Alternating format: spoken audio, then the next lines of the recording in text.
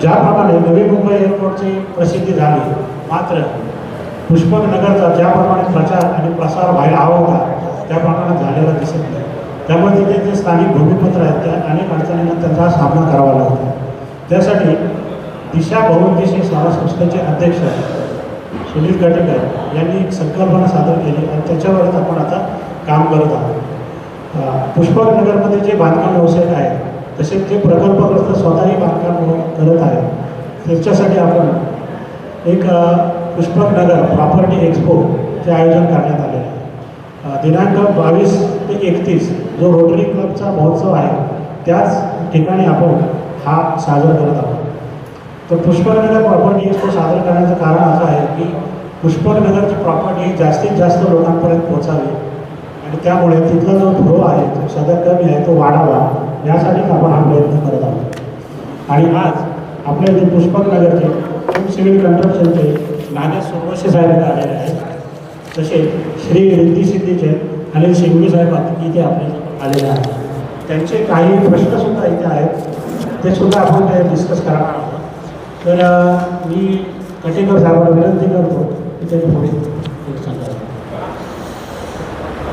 नमस्कार पत्रकार बंधूंनो, आज पुष्पकनगर संदर्भात जे काही आपण विचार मांडणार आहोत की आम्ही आपल्या पुष्पकनगरच्या उन्नतीसाठी किंवा त्याचा प्रचार प्रसार होण्यासाठी जे काही हा प्रयत्न छोटासा करत आहोत त्या प्रयत्नाला आपल्या सर्वांचं सहकार्य मिळून ते जास्तीत जास्त लोकांपर्यंत पोहोचवणं, जास्तीत जास्त त्या तिथील काम करत असणारे बांधकाम व्यावसायिक असतील, म्हणजे प्रकल्पग्रस्त शेतकरी असतील यांची उन्नती होणं हे गरजेचं आहे. कारण त्यांची उन्नती होईल त्याच वेळेला आपल्या इथे जे काही खरेदीदार आहेत त्यांनाही चांगल्या भावात किंवा चांगल्या याच्यात घरं चांगली मिळतील.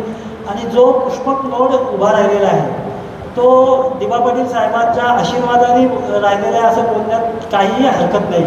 कारण दिवा पाटील साहेबांनी ज्या वेळेला 12.5% या एरियात निर्मिती झाली त्यांच्या प्रयत्नाने आणि त्या निमित्ताने इथला शेतकरी हा जगलेला आहे, तो वाढलेला आहे, चांगल्या प्रमाणात आज तो प्रसिद्धीत आहे किंवा चांगल्या प्रमाणात काम धंद्याला लागलेला आहे.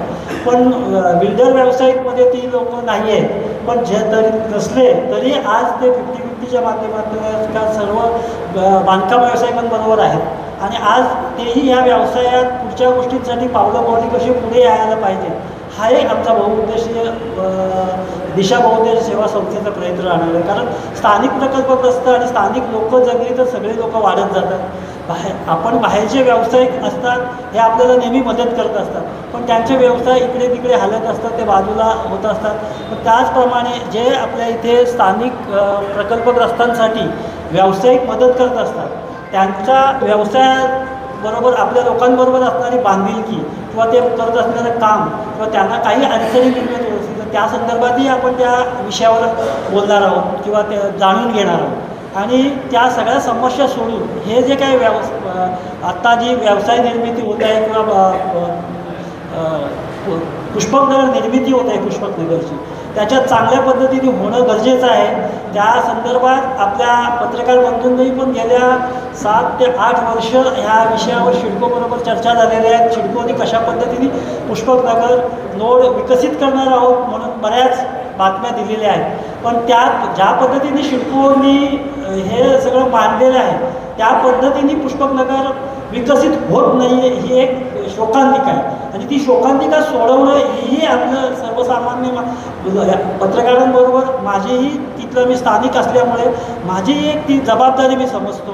कारण आज सर्व बिल्डर व्यावसायिक बांधकाम व्यावसायिकांना बरोबर असताना त्यांच्या काही समस्या समोर येतात त्या सोडवणं, त्या लोकांपर्यंत अधिकाऱ्यांपर्यंत मांडणं आणि त्याचे उल्लंघन त्याची सुटका करून घेणं हा एक यामागचा उद्देश आहे.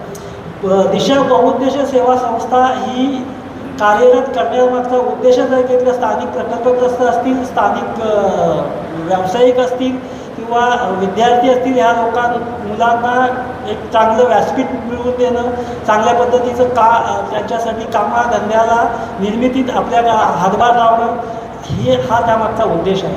आणि हा उद्देश आपण सर्वांनी जो का इथे जो प्रतिसाद दिसत आहे तो लोकांपर्यंत पोचल्यामुळं आमच्या मनातल्या काही ज्या संकल्पना आहेत त्या पुढे पूर्ण होतील अशी एक माझी आपल्याला सांगताना एक आशादायक वाटते आहे.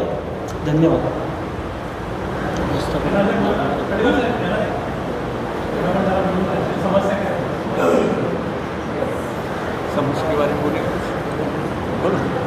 नमस्कार सगळे आले पत्रकार आणि अध्यक्ष सुनील कटेकर यांना खूप खूप धन्यवाद आम्हाला बोलावलं इथं.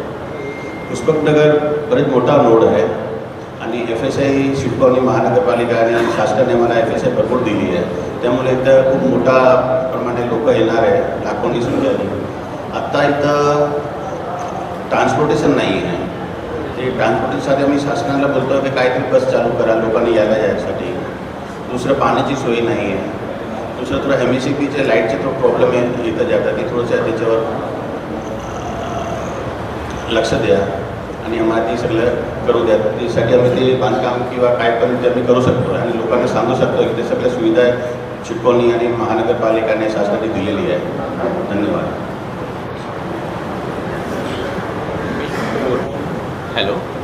हॅलो. पुष्पकनगर हे खूप सुंदर आणि चांगलं शहर बसतं आहे. तर तिथे सर्व ग्राहकांसाठी खूप मोठी शतकाची संधी येते. तर त्यांनी घराची बुकिंग किंवा घर घेण्यासाठी खूप चांगली कल्पना आणि चांगली योजना आहे. तर घरासाठी ग्राहकांनी खूप तिथं सपोर्ट करावा, इन्व्हेस्टमेंट करावी आणि त्याचं सर्वात जास्त बेनिफिट कस्टमरला होणार आहे. गोल्डन चान्स आहे, त्यांनी ह्याची संधी घ्यावी एवढंच मी बोलतो. Om civil construction, Nagesh Suravase. Anil Singhvi. Anil Singhvi. City construction Anil Singhvi.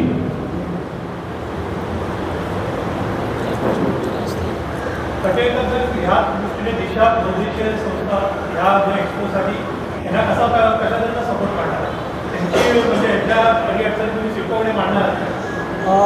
दिशा बौद्ध संस्थेतर्फे आत्ताच त्यांनी जी एक समस्या सांगितली वाहतुकी संदर्भातली, का तिथे बस सेवा नाही आहे किंवा काही नाही. आम्ही मागच्याच महिन्यात म्हणजे 20 दिवसापूर्वी माननीय गणेश नाईक साहेबांबरोबर ही समस्या मांडली.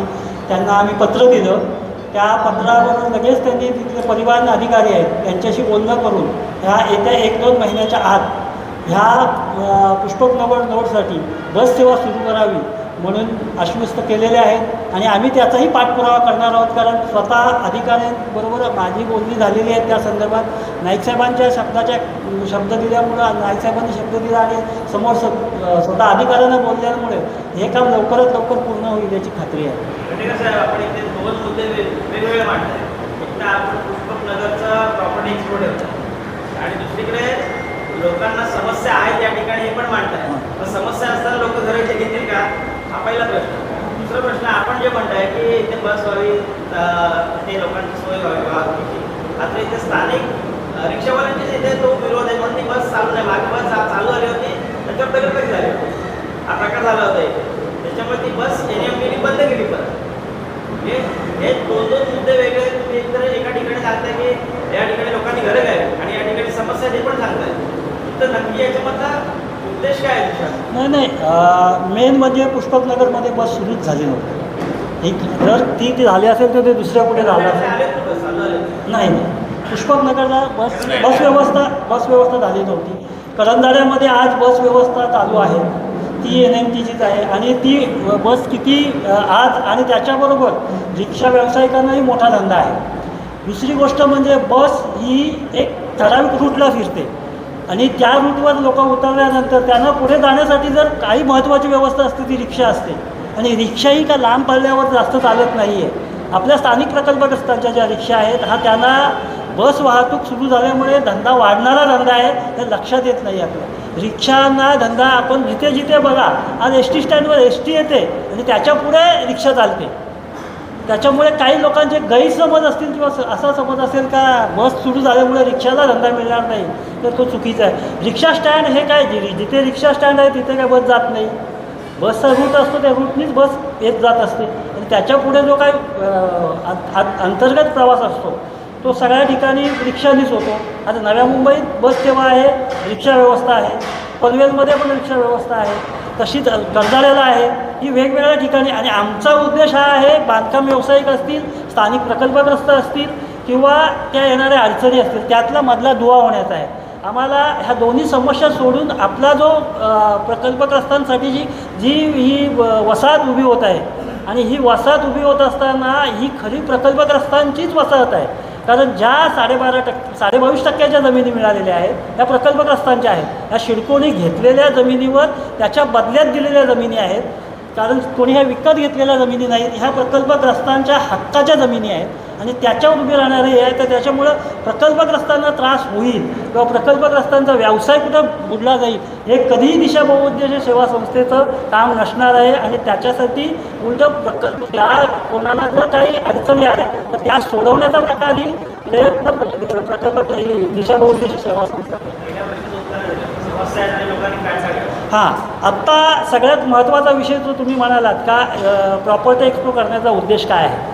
आज तिथे जी काय प्रॉपर्टी उभी राहत आहे ही सगळी सिडकोची प्लॅनिंगची सगळ्या सोयीसुविधा पुरवण्यासाठी आणि दुसरी गोष्ट सगळ्या ज्या नागरी सुविधांसाठी लागणाऱ्या तुमच्या काय म्हणतो आपण अटी शर्तींवर बसणारी आहे. तिथे कोणत्याही प्रकारचा अनधिकृतपणा हा नाही आहे. त्याच्यामुळे ही सगळी अधिकृत घरं आहेत. दुसरी गोष्ट म्हणजे सुविधा, काही गोष्टी ज्या सिडकोनी पुरवायला पाहिजे होतं. सिडकोनी स्मार्ट सिटी म्हणून डिक्लेअर केलं होतं, पण सिडको तिथे पोचत नाही. ह्या जर समस्या आपण ज्या वेळेला मांडू का, तुम्ही हे शहर एक स्मार्ट सिटी म्हणून तयार केलं होतं, तर त्यात तुम्ही कुठे मागे पडला. तर त्या सगळ्या समस्या सुद्धा या सगळ्या. आणि आज प्रकल्पग्रस्तांची घरं आहेत तिथे जी आता वसाहती तयार होत आहेत, ह्याच्यात 50% प्रकल्पग्रस्तांची घरं आहेत. ती जर घरं चांगल्या पद्धतीने डेव्हलप होणार असतील, चांगल्या पद्धतीने डेव्हलप होत असताना तिथे जर ग्राहक पोचत नसेल तर तो पोचवण्याचं कामही आपलंच आहे. कारण जर तिथे ग्राहक पोचला तर प्रकल्पग्रस्ताची काय घरं त्यांची वाटायची आहेत ती विकली जातील, ती लोकांपर्यंत ते तरच ती विकली जातील ना प्रकल्पग्रस्तांची घरं. नाही तर प्रकल्पग्रस्तांची घरं कशी विकतील. उद्या जर तिथे सुविधा सोयी नसतील आणि त्या सोयी करण्यासाठी हा प्रयत्न आहे. प्रकल्पग्रस्तांची घरं विकली गेली पाहिजे त्याच्यासाठी हा प्रयत्न आहे. धन्यवाद. दिशा बहुउद्देशीय संस्थेचा शेतकरी तयार केल्याप्रमाणे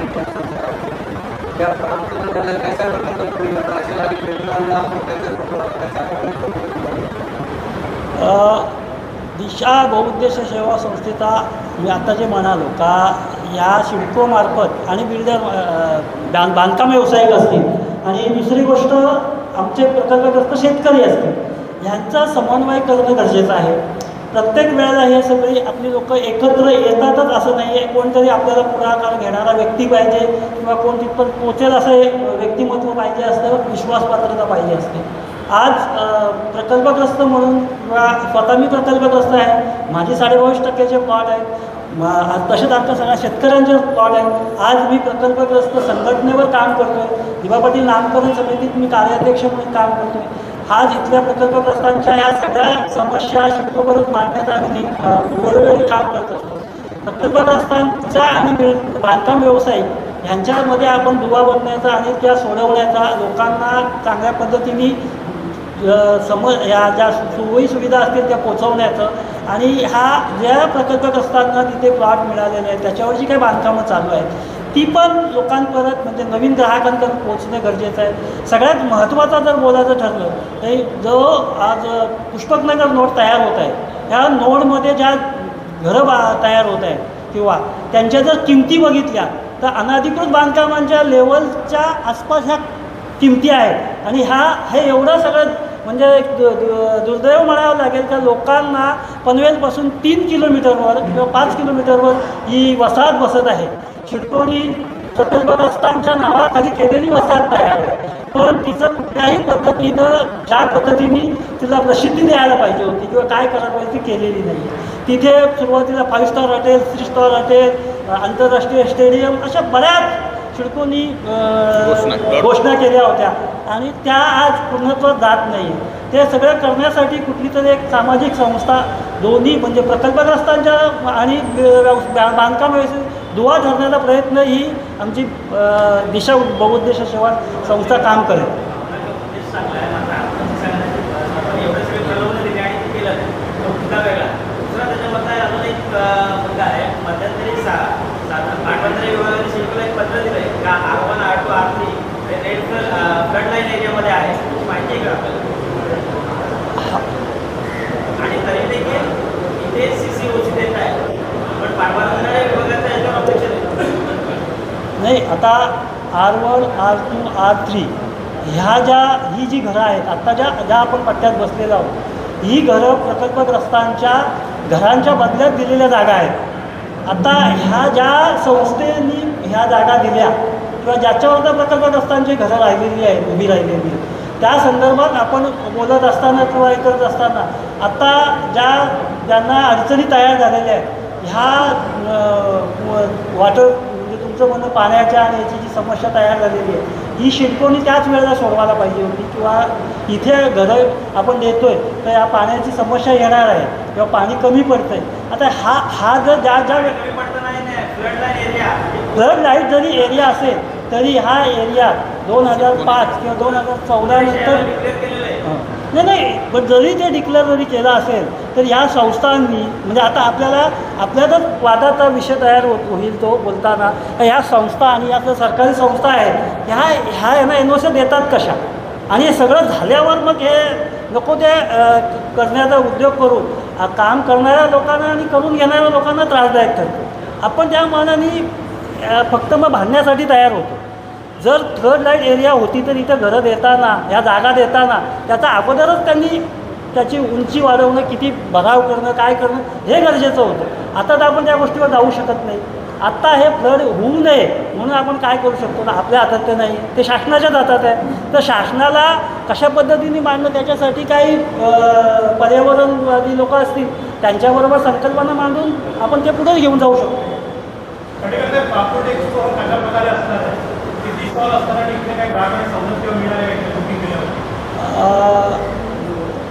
आणि सर तुम्ही बोला नाही. भेटेल आणि काय कसं आहे, आज जो प्रॉपर्टी एक्सपो हा आम्ही करत आहोत, हा आमचा उद्देश एवढाच आहे का मोठ्या प्रमाणात कुठले पण प्रॉपर्टीवाले आणले आणि तिथं बसवलेत आणि प्रॉपर्टी करतो असा नाही आहे. तिथे प्रॉपर्टीसाठी जी काही लोक आत्ता जे आम्ही घेणार आहोत ते फक्त प्रकल्पग्रस्त पुष्पकनगर, त्याच्यात R1, R2, R3 हा विषयच नाही आहे किंवा तो पण घेतला. कारण जी वसाहत तिथे बसते आहे, या वसाहतीतले जे 22.5% प्लॉट आहेत जे सिडकोनी प्रकल्पग्रस्तांच्या जमिनीबद्दल दिलेले आहेत, घरांबद्दल नाही, ज्या जमिनींबद्दल दिलेले आहेत त्याच्यावरचा हा होणारा प्रकल्प आहे. आणि तो त्या प्रकल्पात तिथे आता जे आपले 10 आम्ही काही जास्त तिथे एक केलेलं नाही आहे, जास्त लोकांना इन्व्हाइट केले किंवा घर बांधून काय केलेलं, ज्यांना ज्या व्यावसायिक बांधकाम व्यावसायिकांना आपल्याला स्वतःहून वाटतं का आपल्या ज्या काही सदनिका तयार होणार आहेत त्या विकल्या जाव्यात, लोकांच्या समोर याव्यात, त्याची माहिती मिळावी आणि त्या व्यवसायात तिथे जर जी काही बुकिंग होईल त्यांना चांगलं डिस्काउंट मिळणारच आहे असं त्यांनी मान्य केलेलं आहे. त्या 10% असेल कसं काय असेल ते त्या तिथल्या याच्यावर असेल ते, आणि त्यांनी ते कबूलच केलं आहे का तिथे ज्या काय आपल्याला बुकिंग होईल त्यांना त्याचा फायदा मिळेल. किती व्यावसायिक आमच्या अंदाजानुसार आम्ही जास्त लोकांपर्यंत पोचवलेलं आहे. आज 12-15 लोक तिथे येतील याची आम्हाला खात्री आहे. कारण कसं आहे, आम्हाला उगाच कोणालाही असं कुठल्याही बांधकाम व्यावसायिकांनी आम्हाला बोललं नाही पाहिजे का आम्हाला धरून बांधून तिथे नेले आणि आम्हाला बसवलेले आहे. आम्ही त्यांचा आणि आपला समन्वय हा काय आहे ह्या सगळ्यावर नाही, तळावच्या फी वगैरे कशा आहेत ह्या त्या जागेवर त्यांच्या ह्याच्यावर घेतलेल्या याच्या आहेत, त्याच्यामुळे ते वेगवेगळे रेट्स आहेत ते काय आपण सांगू शकतो. हां, त्या तिथल्या ज्या जागा आहेत त्याच्यावर तो विषय आहे. एक गोष्ट दिसते तुम्ही बांधकाम व्यावसायिक आणि अशा वेळेला जेव्हा एक्झिबिशन असतं तेव्हा सगळ्या गोष्टी समोर करून सांगितल्या जातात. म्हणजे ही गोष्ट आहे, ती गोष्ट आहे, अशा पद्धतीला सुविधा आहे. तुम्ही सुरुवातच मात्र अशी झाली की कशा अडचणी येतात मला कुठेतरी ना या गोष्टी सांगत असतात तुम्हाला त्याचा मोठा वेळ असं वाटतं. काय म्हणता नीट समज ऐकले एक्झिबिशन असतात किंवा एक्सपो असतात त्याच्यामध्ये बांधकाम व्यावसायिक कशा दृष्टीनं फायद्याच्या इथे चांगले रोड आहे, ट्रॅफिक नाही, 124 तास पाणी, अशा अनेक मुद्दे असतात जे कडावून सांगितलं असतं बऱ्याच वेळेला. पण इथे मात्र तुम्ही येणार प्रकल्पग्रस्तांच्या ज्या एक्सपोमध्ये ज्या बांधकाम असतात त्याला अडचणी काय त्या सांगितल्या त्याचा तुम्हाला तोटा जास्त होणार फायदा होणार शासना वाटतं तुम्हाला नाही नाही ॲक्च्युली याला जरूर आहे की आपण नागच्या आताच्या समस्या त्यापेक्षा तुम्ही असं सांगितलं पाहिजे या भागामध्ये रस्त्यासाठी आणि तर साधीचे तुम्हाला एक तो फायदा होईल तुम्ही समज लागतात काय सूचना बद्दल होता ते तुम्ही त्याच्याकडे एक्सपोच्या माध्यमातून विकासकांच्या एक्सपोच्या साठी हा एप्रिल 22 ते 23 डिसेंबर नेमलेला आहे. एक आयोजक म्हणून तुमची प्रस्तावना करा. त्यामध्ये एवढे बिल्डर उपस्थित राहणार आहेत. या बिल्डरांचा उद्देश ते ग्राहक येणे आणि यासाठी आम्ही या सगळ्या ज्या काय अडचणी आहे या धोरणामध्ये प्राथमिकता सकारात्मकता घेतो आहे नाही का. सकारात्मकता त्याच्यामध्ये झालेली आहे. ग्राहकांना याचा फायदा होईल आणि ह्यासाठीचा हा एक्सपो आहे. आणि तुम्ही जे दिशा बहुउद्देश संस्था यामध्ये प्राथमिक दुवा म्हणून सगळ्या गोष्टी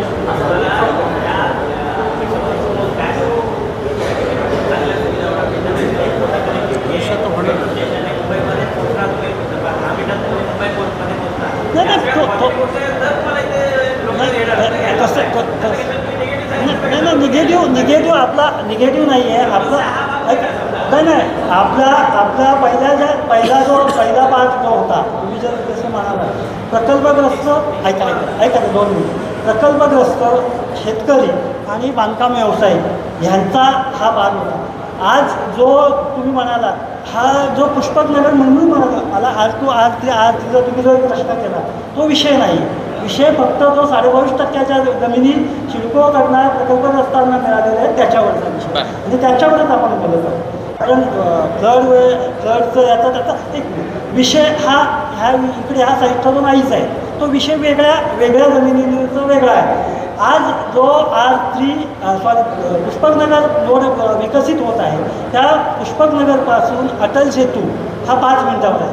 आता अटल सेतूवरून पुढे 20 मिनिटावर मुंबई आहे. पुष्पकनगर नोडमधूनच पुण्याला जायला रस्ता आहे. पुष्पकनगरमधूनच तुम्हाला कल्याण डोंबिवलीला जाणार रस्ते नाही ते तो विषय जसा येईल तसंच बोलणार ना तुम्ही विषय मांडताना रोड रस्ते एअरपोर्ट हे सगळं हायलाईट बाईट असेल ना त्या बाईटमध्ये आज तुम्ही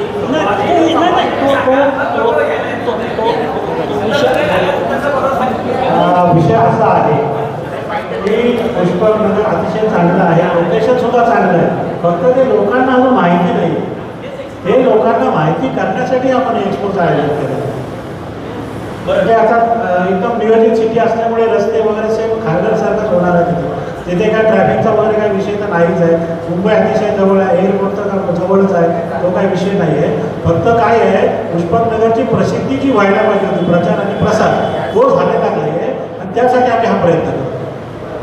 इतर विकासकांपेक्षा प्रकल्पग्रस्त विकासकांच्या किमती सामान्य माणसाच्या खिशाला परवडणाऱ्या असतील याच्यावर आपलं काय म्हणणं? हां आता जर तुम्ही त्यातल्या किमती बघितल्या तर ते सामान्य माणसाला परवडणारच आहे. तुम्ही अन्य ठिकाणी सिडकोच्या घरांच्या किमती बघितल्या तर अगदी त्या गगनाला भिडलेल्या आहेत. पण तुम्ही पुष्पकनगरमध्ये अगदी चांगले जे प्रोजेक्ट आहेत त्यात सुद्धा त्या मानाने किमती कमी आहे. इतर विकासकांचं असं म्हणणं आहे की पुष्पक रोडमधल्या ज्या काही डेव्हलपमेंटसाठी काही चार्जेस लागतात स्थानिक प्रकल्प समिती किंवा इतर जे काही संघटना आहेत यांना काही ठराविक आगाऊ द्यावी लागते की जेणेकरून तो जो खर्च आहे तो जो फुकट आहे तो सामान्य ग्राहकांकडून वसूल केला जातो. याच्यावर आपलं काय असं तुम्ही ॲक्च्युली किमती बघितल्या तर तो भोरदंड असा तुम्हाला बोलताच येणार नाही. कारण आता तुम्ही खांदा कॉलनीचे वगैरे जर दर बघितले तर 2 BHKचे तर 1 करोडच्या वरच जातात. पण दराचाच विषय आहे ना त्यामुळे भोरदंड पडतच नाही आहे तो कारण दरच कमी आहेत तिथे. प्रत्येक गावातले जे गट आहेत त्या ठिकाणी त्या विकासकांना तिथल्या काही प्राथमिक सुविधा हे करण्यासाठी काही अकाउंट द्यावी लागते. ओके की त्याचा भूखंड सामान्य नागरिकांच्या खिशातला विकासक काय होतो याला प्राबल्य करता येईल का किंवा याच्यावर तुम्ही कशा पद्धतीनं पाहताय सकारात्मक सपोर्ट नाही आपण जे पुष्पकनगरच्या ह्या काय कोणत्या किमती वाढतात किंवा काय करतात किंवा जे याच्या संदर्भात आहे त्या संदर्भातच आम्ही सकारात्मक दोघं म्हणजे शेतकरी असेल आणि बांधकाम व्यावसायिक असेल यांच्यात काय अडचण तयार होते तेच करण्यासाठी तर आम्ही आहोत. आणि दुसरी गोष्ट जे तुम्ही किमतींचं म्हणाला तर त्या ज्या सगळ्या ठिकाणी ज्या पद्धतीने बांधकाम व्यावसायिक काम करतात त्याच पद्धतीने इथेही काम होतं. त्याच्यामध्ये तुम्हाला मी स्पष्टपणे थोडंसं उदाहरण सांगतो की पुष्पकनगर सोडून विकासाला इतर ठिकाणी टेम्पररी इलेक्ट्रिकलचं कनेक्शन घ्यायचं असेल तर त्याला ते 30-35 हजारामध्ये सहज मिळतं. तेच पुष्पकनगरमध्ये त्याला ₹1,00,000-2,00,000 मोजावे लागतात आणि तो भूखंड ही जी रक्कम आहे ती ग्राहकांकडून वसूल करण्यात येते. तर त्या ग्रामीण पातळीवरच्या ज्या काही संघटना आहेत किंवा जो काही गट आहे या अतिरिक्त ग्राहकांच्या विचाराची खात्री बसते याच्यावर प्रकल्पग्रस्त विकासक म्हणून तुम्ही त्याला प्रबंध घालणार आहात नाही नाही नक्कीच. कारण हा आता एवढ्या वर्षात म्हणजे तोच तो विषय आहे. शिडकोनी तिथे लाईटची आता शिडकोची सगळे केबलच्या वगैरे जो काय खर्च वाढत होता ट्रान्सफरपासून बिल्डिंग परत नेताना त्याच्यामुळं तो खर्च वाढत होता. विनाकारण कोण तेवढे पैसे घेत नव्हता. आणि आता जर ज्याप्रमाणे इलेक्ट्रिसिटीच्या ट्रान्सफॉर्मर प्रत्येक प्लॉटसमोर बसायला लागलेले आहेत त्यामुळे तो ऑलरेडी आता खर्च कमी होणार आहे. त्याच्यामुळे आणि तो जो काही अडचण आहे ती आता जवळजवळ 75% 100% सुटलेली आहे. आणि ते बांधकाम व्यावसायिकांना मान्य आणि बाकी तिथल्या लोकांना. कारण जो कॉन्ट्रॅक्टर आहे त्याला जर 10 किलोमीटर वायर लागणार असेल तिथं 100 मीटर वायर आणायला लागत असेल तर तो खर्च वाढणार. तो विषय कमीच होणार ना. नाही नाही तो विषय आणि हा विषय हा वेगळे विषय आहेत. त्या विषय मला कळलं आम्हाला.